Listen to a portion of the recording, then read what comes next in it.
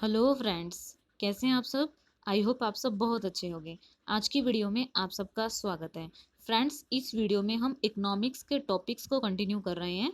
इससे लास्ट की वीडियो में हम demand and determinants of demand को डिस्कस कर चुके हैं। अब आगे के टॉपिक्स को देखते हैं। चलिए देखते हैं क्या है हमारा नेक्स्ट टॉपिक है इलास्टिसिटी ऑफ डिमांड। चलिए देख लेते हैं क्या होता है इलास्टिसिटी ऑफ डिमांड। उससे पहले फर्स्ट ऑफ ऑल इलास्टिसिटी होता क्या है। इलास्टिक, अगर आपसे बोला जाए कि कोई चीज जिसमें इलास्टिसिटी है, इसका मतलब उसमें चेंज आ सकता है। देखिए जैसे यहाँ पर रबड़ बैंड है, अगर इसको आप खींचते हैं तो इसके अंदर चेंज आता है। जब अगर आपकी डिमांड में चेंज आने की टेंडेंसी है तो हम ये बोलेंगे कि आपकी डिमांड इलास्टिक है। ठीक है, वो चेंज किसकी वजह से आएगा, चलिए अभी देख लेते हैं। First of all elasticity of demand is a percentage change. सबसे पहले कीवर्ड्स को देखते हुए चलेंगे। ये क्या है, परसेंटेज चेंज है। किसमें, इन क्वांटिटी डिमांडेड, किसमें चेंज होगा, डिमांड में चेंज होगा of a commodity in response to a given percentage change in any of its quantitative determinants. मतलब जो आपकी डिमांड को अफेक्ट करने वाले डिटर्मिनेंट्स हैं या डिटरमाइन करने वाले जो फैक्टर हैं, उनकी वजह से आपकी डिमांड में चेंज आएगा। उसको आप परसेंटेज की टर्म्स में अगर मेजर करते हो तो उसको बोलते हो elasticity of demand. Last video में हम पढ़ चुके थे लॉ ऑफ डिमांड।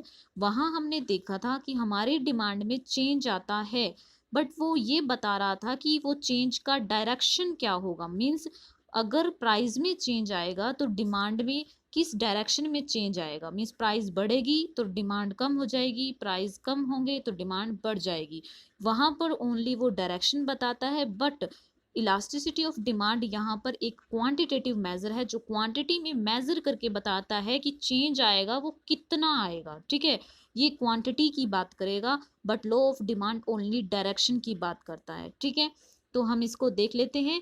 ये ऑलवेज परसेंटेज की टर्म्स में ही मेजर किया जाएगा। देखिए elasticity is simply a ratio. ये क्या है, ratio between a cause and an effect always in percentage terms. Okay, अभी कोज एंड इफेक्ट क्यों बोला है, हमें पता है इलास्टिसिटी ऑफ डिमांड अगर हम मेजर कर रहे हैं तो वहां पर हम बात कर रहे हैं डिमांड की एंड उसके डिटर्मिनेंट की। अब यहाँ पर एक डिटर्मिनेंट मैं मान लेती हूँ कि प्राइस है।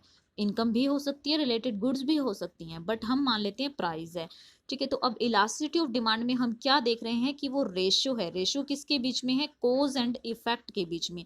अब हमें पता है कि जो डिमांड है वो है एक डिपेंडेंट फैक्टर। ठीक है, वो कैसा फैक्टर है, डिपेंडेंट फैक्टर। और प्राइस कैसा है, इंडिपेंडेंट फैक्टर। और इंडिपेंडेंट फैक्टर को ऑलवेज डिनोमिनेटर में रखा जाएगा। मींस प्राइस कहाँ आएगा, चेंज इन प्राइस हम लिखेंगे डिनोमिनेटर में, एंड न्यूमरेटर में क्या रहेगा, change in quantity demanded. Means जो डिपेंडेंट फैक्टर है वो ऑलवेज ऊपर रहेगा और जो इंडिपेंडेंट फैक्टर है वो ऑलवेज नीचे आएगा। तो ये जो रेशो की बात की गई है वो इन्हीं के रेशो की बात की गई है। और यहाँ बोला है कोज एंड इफेक्ट। अब देखिए अगर प्राइस में चेंज आता है और उसकी वजह से अगर डिमांड में चेंज आता है तो मीन्स प्राइस की वजह से इफेक्ट किस पर पड़ा है, डिमांड पर पड़ा है। तो इसका मतलब प्राइस क्या है यहाँ पर, कोज है, एंड डिमांड क्या है यहाँ पर, इफेक्ट है। ठीक है, तो ये कोज एंड इफेक्ट का रिलेशन बताता है। ओके, आगे चलते हैं। In the words of Dooley, देखते हैं क्या बोला है इन्होंने। The elasticity of demand measures the responsiveness of the quantity demanded of a good to change in its price. देखिए यहाँ बोला है कि क्वांटिटी डिमांडेड में चेंज होगा, बट किसकी वजह से चेंज हो सकता है, कि प्राइस की वजह से, या फिर प्राइस ऑफ अदर गुड्स की वजह से, या फिर चेंजेस इन कंज्यूमर्स इनकम। मतलब इनमें से किसी भी फैक्टर में चेंज आने की वजह से हमारी डिमांड में चेंज होगा। ठीक है, डिमांड है डिपेंडेंट फैक्टर और जो ये अदर फैक्टर है ये सब होंगे इंडिपेंडेंट फैक्टर। ठीक है, आगे सबसे इंपॉर्टेंट बात, अगर हमसे ये बोला जाए कि इलास्टिसिटी ऑफ डिमांड का कंसेप्ट दिया किसने था, तो सबसे पहले जेएस मिल एंड कर्नट ने दिया था इलास्टिसिटी ऑफ डिमांड का कंसेप्ट। बट उसको डेवलप किसने किया था, डॉक्टर मार्शल ने। और जो मोस्टली क्वेश्चन आता है वो यही आता है कि इलास्टिसिटी ऑफ डिमांड की कंसेप्ट को डेवलप किसने किया था, तो डेवलप किया था डॉक्टर मार्शल ने। और किस बुक में किया था, प्रिंसिपल्स ऑफ इकोनॉमिक्स में। अगर हमसे ये पूछा जाए कि प्रिंसिपल्स ऑफ इकोनॉमिक्स किस इकोनॉमिस्ट की बुक है, तो हमें ये भी पता होना चाहिए ये है डॉक्टर मार्शल की। ओके, चलिए आगे चलते हैं। आगे है elasticity of demand is of 3 types. यहाँ पर हमें इलास्टिसिटी ऑफ डिमांड 3 टाइप्स की दी गई है। फर्स्ट है price elasticity of demand, income elasticity of demand, cross elasticity of demand. मतलब प्राइस की वजह से जो हमारे डिमांड में चेंज आएगा वो हम पढ़ेंगे प्राइस इलास्टिसिटी ऑफ डिमांड में। इनकम की वजह से हमारे डिमांड में चेंज आएगा वो पढ़ेंगे हम इनकम इलास्टिसिटी ऑफ डिमांड में। फिर आता है क्रॉस इलास्टिसिटी, इसका मतलब अदर गुड्स की वजह से जो सेकंड गुड की डिमांड में चेंज आएगा वो पढ़ेंगे हम क्रॉस इलास्टिसिटी ऑफ डिमांड में। ठीक है, चलिए अब फर्स्ट जो अब हम पढ़ने वाले हैं वो है price elasticity of demand. It is equal to the ratio of the percentage change in the quantity demanded to a percentage change in the price. मतलब हम यहाँ पर देख रहे हैं इलास्टिसिटी ऑफ डिमांड, उसके साथ आगे वर्ड लगा है प्राइस। इसका मतलब हम ये याद रखेंगे कि प्राइस में चेंज आने की वजह से जो हमारी डिमांड में चेंज आएगा और उसको अगर हम परसेंटेज की टर्म्स में मेजर कर पाते हैं तो उसको बोलते हैं इलास्टिसिटी ऑफ डिमांड। ओके, अभी देख लेते हैं इसका फॉर्मूला क्या होता है। Price elasticity of demand is equal to percentage change in quantity demanded, ये ऑलवेज ऊपर रहेगा, एंड जो परसेंटेज चेंज इन प्राइस जो इंडिपेंडेंट फैक्टर है वो ऑलवेज डिनोमिनेटर में रहेगा। ओके, अब यहाँ पर एक एग्जांपल दिया गया है। इस एग्जांपल में है कि ये percentage change in quantity demanded की बात कर रहा है, तो क्वांटिटी क्या है, ये चॉकलेट्स हैं। पहले हमारे पास 4 चॉकलेट है। अगर हम बोले कि एक चॉकलेट आती है 10 रुपए की, तब हम यहाँ पर 4 चॉकलेट की क्वांटिटी डिमांड करते हैं। ठीक है, फिर क्या हुआ, यहाँ से 10 रुपीज से चेंज कितना आ गया, 5 रुपीज हो गई है अब पर पीस, मीन्स एक चॉकलेट अब हो गई है 5 रुपए की। अब हम यहाँ पर अपनी डिमांड को डबल कर देते हैं। मतलब जब पहले हम 4 चॉकलेट परचेज करते थे और अब हम यहाँ पर 8 चॉकलेट परचेज करते हैं, तो मीन्स हमारी क्वांटिटी डिमांडेड में 50% का चेंज आ गया। 4 से 8 डबल हो गई हैं। और बिल्कुल ऐसा ही हमारे प्राइस में चेंज आया, मतलब हमारा प्राइस यहाँ पर कम हुआ है 50% से। तो यहाँ पर जो हम फॉर्मूले की बात कर रहे थे तो हम वहाँ यही शो करेंगे परसेंटेज चेंज इन डिमांड, हमारा कितना चेंज हुआ है डिमांड में, क्वांटिटी डिमांडेड हमने कितनी बढ़ा दी, 50% से बढ़ा दी, और जो चेंज हुआ प्राइस में वो कितना हुआ, वो भी 50% से। तो इसको हम ऐसे मेजर कर सकते हैं। ठीक है, तो यहाँ पे हमारी इलास्टिसिटी किसकी इक्वल हो गई, 1 की इक्वल हो गई। ठीक है, आगे चलते हैं। आगे आती है degrees of elasticity of demand. इनको 5 डिग्रीज में डिस्ट्रीब्यूट किया गया है। देख लेते हैं क्या क्या है। The concept of elasticity of demand is divided into 5 degrees. 5 degrees में इनको डिवाइड किया गया है। फर्स्ट है perfectly elastic demand, second perfectly in elastic demand, फिर है इलास्टिक डिमांड, फिर है इन इलास्टिक, देन है unitary elastic demand. One by one इनको डिटेल में करते हैं, देख लेते हैं। फर्स्ट है perfectly elastic demand. Perfectly elastic, जैसा कि नाम ही पता चल रहा है, इलास्टिक का मतलब ये है कि हमारी डिमांड में चेंज आएगा, बट ये है परफेक्टली इलास्टिक। ठीक है, जहां पर भी इलास्टिक आता है तो हम समझ जाएंगे कि डिमांड में चेंज आएगा, बट यहाँ वर्ड है परफेक्टली। अब देखिए इसमें क्या होता है, ओ एक्स एक्सिस पे हम इसको डायग्राम से ही समझेंगे। ओ एक्स एक्सिस पे हमने दिया है quantity demanded, O Y axis पर है प्राइस। अब देखिए यहाँ पर जो प्राइस है वो मार्केट में है पी ओपी को मैं मान लेती हूँ 5 रुपीज है ये प्राइस। ठीक है, अब इस 5 रुपीज पर हम कितनी भी क्वांटिटी को डिमांड कर रहे हैं, बट अगर ये प्राइस थोड़ा सा भी बढ़ा, मीन्स अगर ये 6 रुपीज या 7 रुपीज हुआ, तो जो हमारी क्वांटिटी डिमांडेड है वो 0 हो जाएगी। मतलब बहुत ज्यादा चेंज आता है यहाँ पर। ठीक है, अगर प्राइस थोड़ा सा भी ज्यादा हो जाता है तो हम क्वांटिटी को 0 कर देते हैं। बट अगर हम ये बोलें कि प्राइस कम होकर 5 रुपीज से अगर ये हो जाता है 4 रुपीज, तब क्या होता है, तब हमारी डिमांड यहाँ पर इन्फिनिटी, तब हमारी डिमांड इन्फिनिटी जाती है। ठीक है, मीन्स अगर प्राइस कम होगा तो हम इन्फिनिटी तक डिमांड करेंगे, अनलिमिटेड रहेगी हमारी डिमांड, मीन्स हम डिमांड को बहुत ज़्यादा बढ़ा देंगे। और अगर प्राइस थोड़ा सा भी बढ़ गया तो हम डिमांड को 0 कर देते हैं। अब ये क्वेश्चन अराइज होता है कि ऐसा क्यों होता है। ये होता है परफेक्टली कम्पिटिटिव मार्केट में, जहां पर हर कस्टमर को नॉलेज है कि मार्केट में प्राइस कितना चल रहा है। अगर एक सप्लायर ने प्राइस को थोड़ा सा भी ज़्यादा करने की कोशिश की तो वो कस्टमर वहाँ से शिफ्ट कर जाता है, तो वो अदर सेलर के पास चला जाता है। ठीक है। तो इसीलिए जो क्वांटिटी डिमांडेड है वो जीरो हो जाती है, इसीलिए इसको बोलते हैं परफेक्टली इलास्टिक होना, मतलब बहुत ज्यादा चेंज आ जाना क्वांटिटी डिमांडेड में। मतलब अगर प्राइस में थोड़ा सा भी चेंज आया तो हमारी क्वांटिटी डिमांडेड में बहुत ज्यादा चेंज आ जाएगा, उसी को बोलते हैं परफेक्टली इलास्टिक डिमांड। ठीक है, और ये ऑलवेज होगी E is equal to infinity, और इन्फिनिटी का साइन क्या होता है, ये। ठीक है, आगे चलते हैं। आगे है perfectly in elastic. In elastic आएगा तो इसका मतलब यहाँ हमारी डिमांड बिल्कुल भी चेंज नहीं होने वाली, मतलब अगर प्राइस कम हो जाए या ज़्यादा हो जाए तो हमें कोई फर्क नहीं पड़ेगा, हम डिमांड करेंगे ही करेंगे। ठीक है, तो इसको बोलते हैं परफेक्टली इन इलास्टिक, बिल्कुल भी चेंज ना आना, इन इलास्टिक। यहाँ पर देखिए, यहाँ पर है ओ वाई एक्सिस पर है price and O X axis पर है क्वांटिटी। अब देखिए, अगर प्राइस हम मान लेते हैं कि पहले था P2 OP2, और इस OP2 पर हम क्वांटिटी डिमांड कर रहे थे OQ। अगर प्राइस बढ़कर OP1 हो जाता है तब भी हमारी क्वांटिटी इतनी रहती है, और अगर प्राइस कम होकर OP3 हो जाता है तब भी क्वांटिटी इतनी ही रहती है। इसका मतलब हमारी डिमांड में बिल्कुल भी चेंज नहीं आता, इसीलिए इसको बोलते हैं perfectly in elastic demand. Okay, ये चेंज क्यों नहीं आता, क्योंकि हमारे लिए वो गुड्स खरीदना बहुत ज़रूरी होता है, उन गुड्स के बिना हम सरवाइव नहीं कर सकते। प्राइस चाहे कम हो या ज़्यादा हो, हम उनको खरीदते ही खरीदते हैं। इनको आप बोल सकते हैं आपकी स्पेशल नेसेसिटी वाली गुड्स। नेसेसिटी होती है किसी गुड्स की, बट ये ऐसी वाली है जिनके बिना आप सरवाइव नहीं कर सकते। ठीक है, इसलिए हमारी जो डिमांड है वो इन इलास्टिक रहती है, वो भी परफेक्टली इन इलास्टिक। ओके, आगे है नेक्स्ट इलास्टिक डिमांड। इलास्टिक का मतलब ये है कि चेंज आना। ठीक है, अब देखिए ये चेंज कैसे आएगा। अगर हम मान लेते हैं पहले हमारा प्राइस था OP1, तब हम क्वांटिटी डिमांड करते थे OQ1। अगर प्राइस हो जाता है कम होकर OP2, और अब हमारी जो क्वांटिटी डिमांडेड है वो हो जाती है OQ2। यहाँ देखिए, अगर प्राइस में थोड़ा सा भी चेंज आता है, थोड़ा सा का मतलब थोड़ा सा, तब हमारी जो क्वांटिटी डिमांडेड में है वो बहुत ज़्यादा चेंज आ जाता है, उसको बोलते हैं इलास्टिक डिमांड। देखिए, इलास्टिक का मतलब है चेंज आना। ठीक है, अगर हमारे प्राइस में थोड़ा चेंज आएगा तो हमारी क्वांटिटी डिमांडेड में उसके कंपैरिजन में ज़्यादा चेंज आएगा। कैसे, अब देखिए, अगर हमारा प्राइस 10% से बढ़ता है, मान लेते हैं कम होता है, 10% से कम होता है, तो हमारी जो, क्योंकि यहाँ कम हुआ है डायग्राम में, तो हमारी जो क्वांटिटी डिमांडेड है वो बढ़ जाती है 30% से।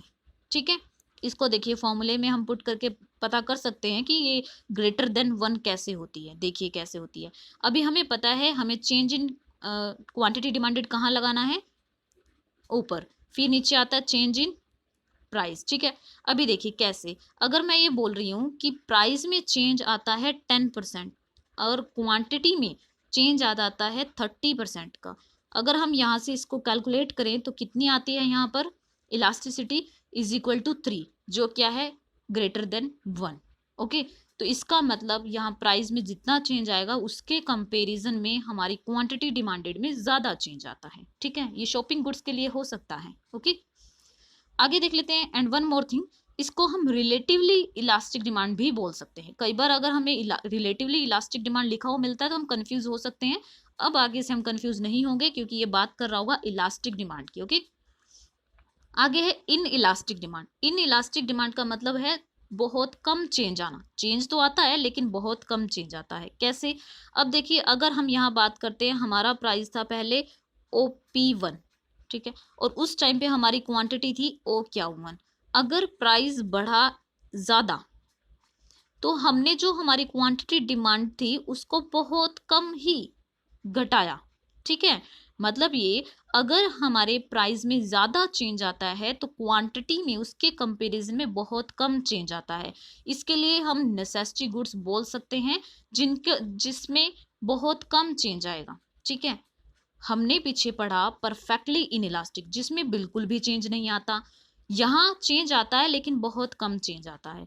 अगर हमारा प्राइस बहुत ज़्यादा बढ़ता है तो हम क्वांटिटी डिमांड को बहुत कम घटाते हैं। ठीक है, तो उसको बोलते हैं इन इलास्टिक डिमांड।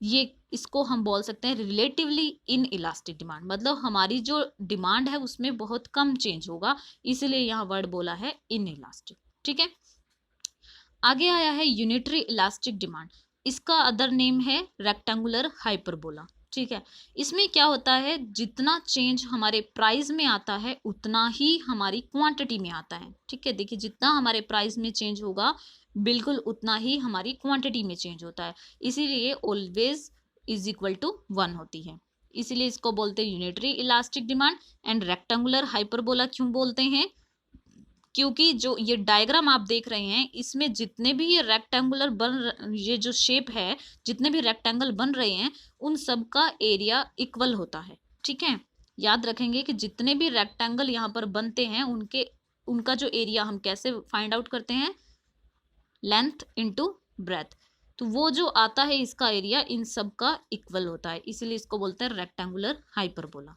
ओके, और यहाँ पर हर पॉइंट पर जो इलास्टिसिटी ऑफ डिमांड है वो इज इक्वल टू 1 होती है। क्लियर, अब देख लेते हैं इनसे रिलेटेड क्वेश्चंस। आई होप ये आपको क्लियर हो गए होंगे। अगर इन डिग्रीज में या किसी में भी आपको कोई प्रॉब्लम रहती है तो प्लीज कमेंट करके बताइए, हम फिर से करेंगे। ओके, फर्स्ट क्वेश्चन है नॉर्मली डिमांड कर्व स्लोप्स, ये पूछ रहा है कि जो डिमांड कर्व है नॉर्मली कैसा होता है। ठीक है, ये डिमांड कर्व कैसा होता है नॉर्मली हम कर चुके हैं, ये होता है डाउनवर्ड। डाउनवर्ड कैसे, हम इसको बोलते हैं लेफ्ट टू राइट डाउनवर्ड होता है ये। क्यों, क्योंकि इसकी नेगेटिव स्लोप होती है। नेगेटिव क्यों होती है, क्योंकि हमें पता है जैसे ही प्राइस बढ़ता है तो हम डिमांड को कम कर देते हैं और प्राइस कम होता है तो डिमांड को बढ़ा देते हैं, उनमें इनवर्स रिलेशन होता है और इसीलिए ये लेफ्ट टू राइट होता है। ठीक है, आगे देख लेते हैं, इसका आंसर है डाउनवर्ड। नेक्स्ट है demand has a flowing element, अगर हम डिमांड की बात करें तो उसमें क्या क्या आता है, उसमें आती है क्वांटिटी, प्राइस, टाइम, सभी आते हैं, तो आंसर है ऑल ऑफ द अबव। हम ये पढ़ चुके हैं कि डिमांड में क्या क्या आता है, डिमांड में आता है क्वांटिटी, मीन्स आप क्वांटिटी डिमांड करते हो at a certain price at a certain time, और क्वांटिटी में क्या आता है, ओनली आपकी विलिंगनेस नहीं आती है, मीन्स इसमें आता है आपकी नीड, आपकी वांट एंड एबिलिटी टू पे एंड विलिंगनेस टू पे, इन सब को मिला करके डिमांड बनती है। और वो भी क्या साथ में आना चाहिए, प्राइस भी एंड टाइम भी। अगर इनके साथ में अगर ऐसे कुछ वर्ड भी लिखे होते तो हमारा आंसर उनको प्लस करते हुए ऑल द अबव ही होता। ओके, आगे है the concept of elasticity of demand is developed by, अभी हमने देखा था कि इलास्टिसिटी ऑफ डिमांड का कंसेप्ट डेवलप किसने किया था, डॉक्टर मार्शल ने। उसके बाद है elasticity of demand is a, elasticity of demand कौन सी स्टेटमेंट है, ये है क्वांटिटेटिव। ठीक है, अगर मैं यहाँ पर पूछूं लॉ ऑफ डिमांड कौन सी स्टेटमेंट है तो वो है qualitative. Okay, and elasticity of demand है quantitative statement. The price elasticity of demand indicates, ये कह रहा है कि प्राइस इलास्टिसिटी ऑफ डिमांड क्या इंडिकेट करता है, अभी हमने देखा the rate of response of demand to a change in price, ये क्या दिखा रहा है कि हमारी डिमांड में चेंज आ रहा है, लेकिन किसकी वजह से, प्राइस की वजह से। ठीक है, इनकम ये अलग है, हम आगे पढ़ेंगे, डिफरेंट प्राइस सप्लाई ये कुछ नहीं, ये हम आगे पढ़ेंगे। अभी हमारा आंसर क्या है यहाँ पर, ए। ओके, आगे है और rectangular hyperbola shaped demand curve on all it's points has, ये बहुत इंपॉर्टेंट क्वेश्चन है। अभी हम रेक्टेंगुलर हाइपरबोला देख करके आए हैं, उसमें क्या होता है ये पूछ रहा है कि जो शेप बनती है उसमें जो डिमांड कर्व होता है उसको लेकर के कौन सी कंडीशन यहाँ पर बिल्कुल राइट है। देखिए यहाँ पर जो हमारा राइट आंसर है उसको देखने से पहले एक बार डायग्राम को हम फिर से देखते हैं। देखिए यहाँ पर बोला जाता है कि जो इलास्टिसिटी ऑफ डिमांड है इसके हर पॉइंट पर elasticity of demand is equal to 1 होती है। क्यों, क्योंकि जो इसका एरिया है और जो इन सब का जितने भी रेक्टेंगल बनते हैं इनका एरिया इक्वल रहता है। अब एक और बात आती है स्लोप की, यहाँ देखिए स्लोप भी यूज हुआ है, तो स्लोप बोला जाता है। स्लोप क्या होती है, ये जो शेप होती है इसको बोलते हैं, ये जो शेप है। ठीक है, और जो ये शेप बन रही होती है, जैसे ये बन रही है ये शेप, ये स्लोप अनइक्वल होती है, याद रखेंगे। ठीक है, ये जो स्लोप होगी ये अनइक्वल रहेगी रेक्टेंगुलर हाइपरबोला में। देखिए कभी भी ये सेम नहीं होती है। ओके, तो अब देखिए यहाँ पे बोला है कि rectangular hyperbola shaped demand curve on all it's point has, क्या रखता है ये, इसमें होती है अनइक्वल स्लोप, ये जो स्लोप होती है ये अनइक्वल होती है। नेक्स्ट क्या है, इक्वल पॉइंट इलास्टिसिटी, और इसके हर पॉइंट पर जो इलास्टिसिटी होती है वो ऑलवेज इक्वल होती है। ये बहुत इंपॉर्टेंट क्वेश्चन है, ये असर्शन एंड रीजनिंग में भी पूछा गया है बहुत बार, और इसको अलग से भी बहुत बार पूछा गया है और आगे भी पूछा जा सकता है, तो ध्यान से देख लेंगे। ओके, आगे है the horizontal demand curve for a commodity shows that it's demand is. अब ये बोल रहा है कि ओरिजोनटल डिमांड कर्व, ठीक है, ओरिजोनटल डिमांड कर्व अभी देखा हमने कैसा होता है, ऐसा होता है। तो ओरिजोनटल डिमांड कर्व में जो इलास्टिसिटी थी वो कैसी होती है, परफेक्टली इलास्टिक होता है, ठीक है, क्योंकि अगर यहाँ पर प्राइस में थोड़ा सा भी चेंज आता है तो हमारी क्वांटिटी डिमांडेड में बहुत ज़्यादा चेंज आता है, तो इसको बोलते हैं परफेक्टली इलास्टिक। हम याद रखेंगे कि जो परफेक्टली इलास्टिक है या फिर परफेक्टली इन इलास्टिक है, ये दोनों ऑलवेज इन्फिनिटी और ज़ीरो के बीच ही रहते हैं। जो परफेक्टली इलास्टिक है वो होता है इन्फिनिटी, एंड जो परफेक्टली इनइलास्टिक है वो होती है जीरो। इनइलास्टिक का मतलब है चेंज ना आना, तो वो होगी जीरो, ठीक है। उसके बाद आगे के क्वेश्चंस हम नेक्स्ट की वीडियो में करते हुए चलेंगे। आई होप ये वीडियो आपको अच्छी लगी होगी। अगर अच्छी लगती है तो please like, comment and share ज़रूर करिए, और अगर आपको लगता है कि कोई पॉइंट क्लियर नहीं हुआ है तो प्लीज़ कमेंट करके ज़रूर बताइए। Thank you friends, thank for being here, thank you.